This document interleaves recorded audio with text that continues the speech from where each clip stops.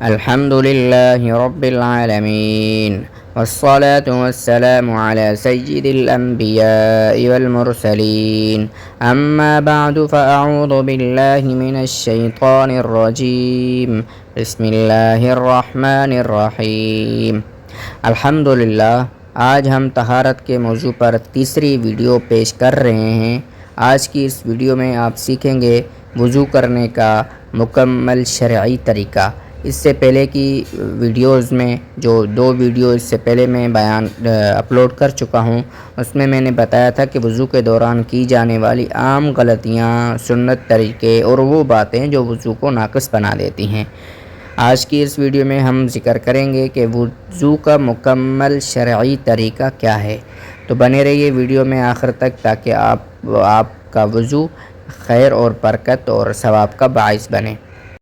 وضو کرنے کا طریقہ یہ ہے، پاک برتن میں پاک پانی لے کر پاک جگہ پر بیٹھنا چاہیے، اونچی جگہ ہو کر بیٹھنا چاہیے تاکہ وضو کرتے ہوئے جو چھینٹیں پانی کی زمین پر گرتی ہیں وہ انسان کے بدن پر نہ گریں یا کپڑوں پر نہ لگیں۔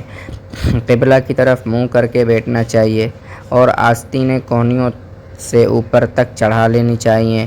پھر بسم اللہ پڑھ کر 3 بار گھٹوں تک دونوں ہاتھوں کو دھونا چاہیے۔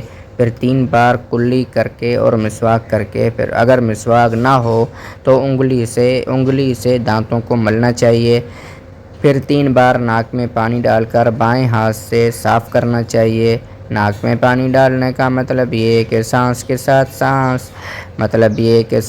ساتھ نرم جگہ تک پانی لے جائیں۔ پھر 3 مرتبہ منہ پر پانی زور سے نہ مارو بلکہ آہستہ سے پیشانی پر پانی ڈال کر دھو۔ پیشانی کے بالوں سے ٹھوڑی کے نیچے تک اور ادھر کان کی لو سے ادھر کان کی لو تک منہ کو دھونا چاہیے۔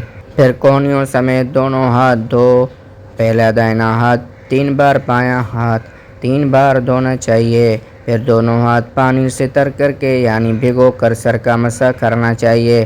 سر کا مسح اس طرح کرو کہ دونوں ہاتھ پانی سے تر کر کے دائیں ہاتھ اور بائیں ہاتھ کی انگلی برابر ملا کر پیشانی کے بالوں پر رکھ کر گدی تک لے جاؤ۔ پھر گدی سے دونوں ہاتھوں کی ہتھیلیوں کو کانوں کے پاس سے گزرتے ہوئے کانوں کی دونوں سوراخوں میں شہادت کی انگلی داخل کرو اور انگوٹھوں سے کانوں کی پشت کا مسح کرو اور انگلیوں کی پشت سے گردن کا مسح کرو۔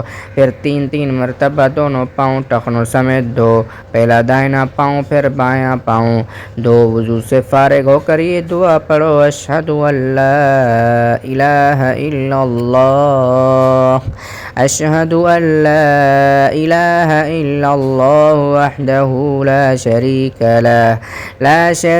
لہ واشہد ان محمدا عبدہ ورسولہ، اللہم اجعلنی من التوابین واجعلنی من المتطہرین۔ یہ دوسرا کلمہ ہے جو کہ ہم وضو کے بعد یہ دعا پڑھتے ہیں، اور اس دعا کے پڑھنے کا طریقہ یہ ہے کہ آسمان کی طرف منہ اٹھا کر تشہد والی انگلی، اشہد ان لا الہ الا اللہ والی انگلی آسمان کی طرف اٹھا کر آسمان کی طرف نگاہیں کر کے اس دعا کو پڑھنا چاہیے۔ یعنی اس دعا کا مطلب یہ ہوتا ہے کہ غلام بندہ اپنے آقا خدا سے کہہ رہا ہوتا ہے کہ تیرے حکم کو بجا لانے کے لیے میں نے وضو کیا، تو مجھے معاف کر دے اور توبہ کرنے والوں میں بنا، اور میں گواہی دیتا ہوں کہ تو اکیلا ہے اور تیرا کوئی شریک نہیں ہے، اور میں گواہی دیتا ہوں کہ محمد صلی اللہ علیہ وسلم آپ کے بندے اور آپ کے رسول ہیں۔ اللہم اجعلنی، اے اللہ مجھے بنا توبہ کرنے والوں میں سے اور مجھے پاک صاف رہنے والوں میں بنا۔